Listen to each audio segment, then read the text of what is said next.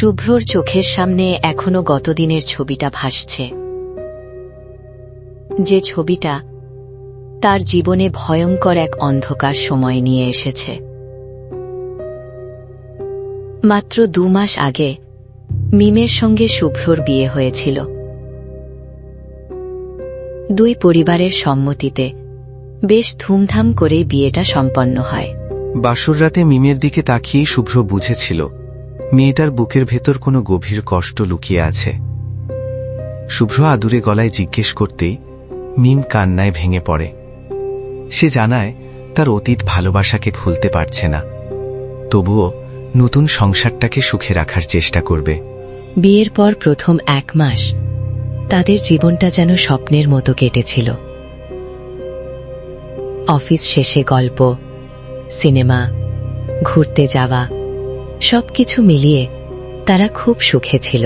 কিন্তু একদিন ভোরবেলা ফেসবুক খুলেই চমকে উঠল শুভ্র। মিমের কিছু ব্যক্তিগত ছবি আর একটি ভিডিও পোস্ট করা হয়েছে।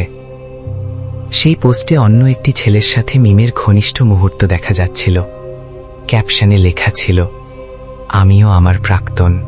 ছবিগুলো দেখে শুভ্র নিজের চোখকেই বিশ্বাস করতে পারছিল না। সে মিমকে ঘুম থেকে জাগিয়ে সব দেখালো। ছবিগুলো দেখে মিম চিৎকার করে কেঁদে উঠল। না, এটা আমি না, মানে এগুলো অনেক পুরনো ছবি। অনেক মিমের প্রাক্তন প্রেমিক। তাদের সম্পর্ক ছিল 5 বছরের। মিম বিয়ের কথা বললেই অনেক সবসময় এড়িয়ে যেত।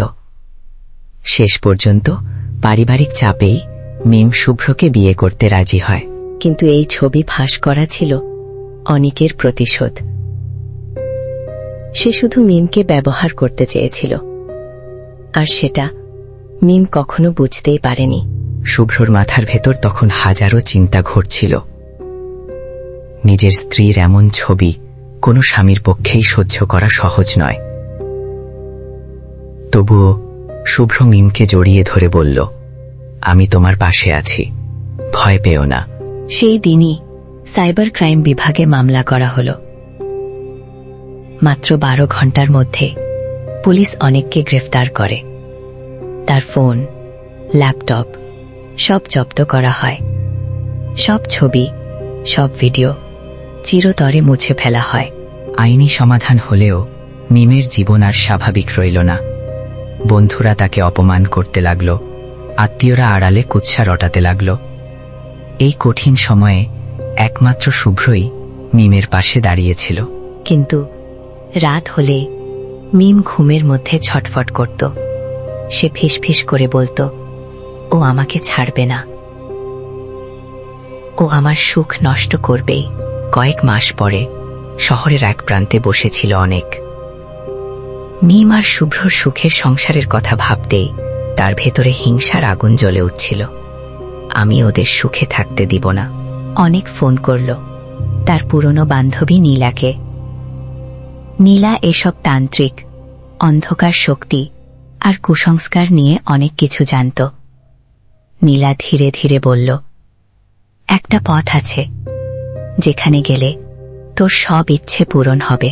কথা শেষ করে অনেক আয়নার দিকে তাকালো, কিন্তু হঠাৎ তার মনে হল প্রতিবিম্বটা যেন তাকে দেখে বিকৃত হাসি হাসছে।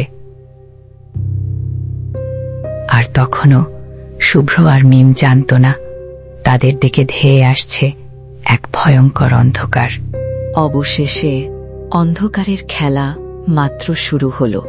শুভ্র আর মিম এখনো জানে না তাদের জীবনে ঠিক কতটা ভয়ঙ্কর ঝড় অপেক্ষা করছে। কিন্তু অনেক যে পথে পা বাড়িয়েছে সেই পথের শেষ শুধু ধ্বংস। আর সেই ধ্বংসের ছায়া ধীরে ধীরে এগিয়ে আসছে তাদের খুব কাছাকাছি। তো বন্ধুরা, গল্পটা যদি আপনাদের ভালো লেগে থাকে তাহলে অবশ্যই ভিডিওটিতে একটা লাইক করবেন। চ্যানেলটি সাবস্ক্রাইব করে পাশে থাকা বেল আইকনটি অন করে রাখুন, যাতে পরবর্তী ভয়ঙ্কর পর্বটি মিস না করেন।